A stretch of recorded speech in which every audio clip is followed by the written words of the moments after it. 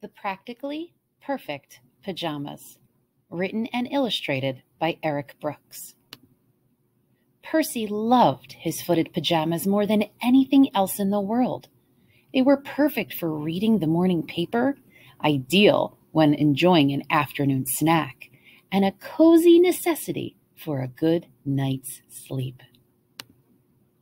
His pajamas protected his beautiful white coat from icicles between his toes, from spills when he was clumsy, and from too much shivering while he was taking a nap. Unfortunately, Percy's PJs were only practically perfect. Not everyone liked his pajamas as much as he did. "Hey, Fancy Pants," said one bear. "Where's the circus?" said another. "Why can't you be more like the rest of us?" shouted a third. The bears teased him endlessly, and the other animals kept their distance. Even the Arctic foxes, who are well known for following polar bears, never followed Percy. "A bear dressed like that?" they chuckled. "We don't want anything to do with him." Percy was all alone. Or so he thought. Aurora was one Arctic fox who couldn't stay away. She loved Percy's stylish pajamas and admired that he was brave enough to be different. "I don't care what anyone else thinks," she said. "There is nothing silly about Percy or his PJs." One morning, Percy decided that he had had enough. "My pajamas are great," he sighed, "but this teasing has got to stop. Practically perfect just isn't good enough."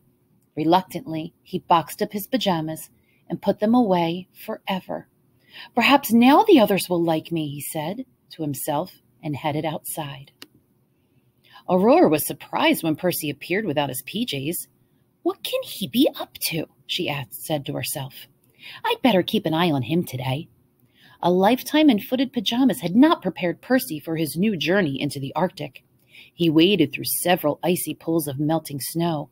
"This isn't so bad," he said, shivering, even though his tender feet were suffering. "Ouch! Ooh!" Percy yelped. The soft furry pads and hairs between his toes froze quickly to the ice. "Hey, can anyone help me?" Percy called out. "My feet are stuck." Several bears glanced in his direction, but no one came to his rescue. Instead, they simply shook their heads and wandered away. "I wouldn't be here right now if I had my PJs," Percy whimpered. After several painful tries, he wrenched his feet loose and retreated to his den. While his paws were thawing, Percy tried to cheer up over a late morning snack. He was feeling much better until he accidentally bumped his cocoa. The thick chocolate syrup erupted from his mug and landed right in his lap, leaving a giant stain on his beautiful white coat. How can this be happening?" he said. "This is supposed to be a perfect day." Percy grabbed a brush and scrubbed his fur, trying to get it clean. It was impossible work. The scrubbing only spread the cocoa deeper into his coat. Exhausted, he slumped to the floor. "I think I need a good nap." Without his pajamas, however, sleeping was impossible too. No matter what, left side, right side, upside down or downside, Percy could not get comfortable. "Maybe some fresh air will do me good," he said aloud. As he lumbered toward the door, Percy paused in front of a mirror. He hardly recognized himself. His fur was stained and matted, and his restless nap had left large, puffy bags under both eyes. Out of habit, he looked around for his favorite flannel pajamas. "No," he muttered, shaking his head. "I don't need them." The Arctic sun was as high and hot as it could be, so Percy stepped outside to warm himself. This time he moved slowly and carefully. "How does anybody manage?" he wondered. "This isn't very easy." Percy soon realized that getting your feet stuck in the snow was very common. He also noticed several bears with large, dirty stains on their fur and big, puffy bags under their eyes. "Everyone looks miserable," he thought. "Maybe all bears should wear pajamas." He quickly remembered, however, that his pajamas were only practically perfect. "I may be cold, dirty, and tired," he said, "but at least now no one is laughing at me." With renewed hope, Percy ran into a large crowd of bears roughhousing at the edge of the ice. "Hey, Percy!" one of the older bears shouted. "Where are your star-studded flannel-footed PJs? Did you lose 'em?" "No," said Percy. "I decided not to wear them today."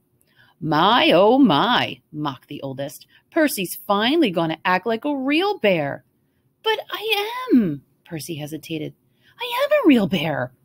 "At least you're finally acting like one," said the others. "Come along and play with us today." Percy smiled. "Perfect," he thought. "I'm part of the group." He bounced back and forth, grinning from ear to ear. "What are we playing?" he asked. "Freeze tag? Leapfrog? Duck, duck, goose?" The bears circled quickly, and Percy waited.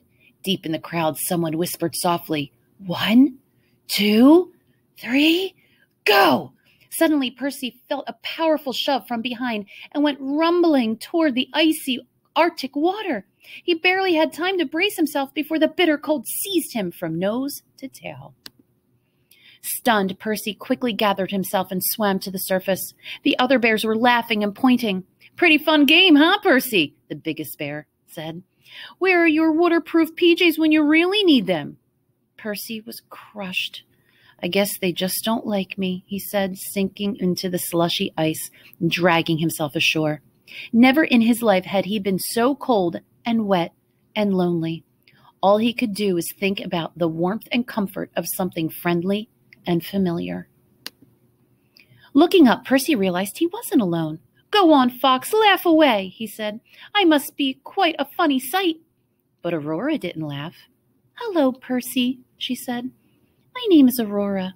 You don't know me, but I've been watching you for a long time. I miss seeing you in your splendid pajamas." You do?" Percy answered. "Yes, of course," Aurora chimed. "The other bears are too dull. You always seem so happy in your PJs. I can't imagine why you go anywhere without them. They fit you perfectly." "Well, thank you," said Percy. "I thought the others might like me better if I didn't wear them." "Oh, Percy," said Aurora kindly. "That's nonsense. They obviously don't know what they're missing. Follow me. I've got a great idea." The two of them headed toward Percy's den. After discussing Aurora's plan on the walk home, Percy made an even bigger decision than the one he had made this morning. They rushed inside and got right to work. Together, Percy and Aurora dug through mounds of flannel pajamas and sorted out the very best that Percy had to offer. Soon they had moved all of his PJs outside. As they shook them out and folded them neatly on the snow, a small crowd gathered around. "My goodness, stain-resistant? These are very nice," said one bear. "And these colors, very flattering," exclaimed a second. "Someone has been living right," whistled another bear. The sign that Percy and Aurora made said it all. A day spent in time, perfect PJs is far better than a day spent without them. Slowly but surely, the bears helped themselves. As Percy slipped once again into his own favorite pair, he knew Aurora was right. Warm, happy, and wrapped in footed flannels, the two new friends looked proudly at the scene. "So much for practically perfect," said Percy. "These PJs are positively perfect."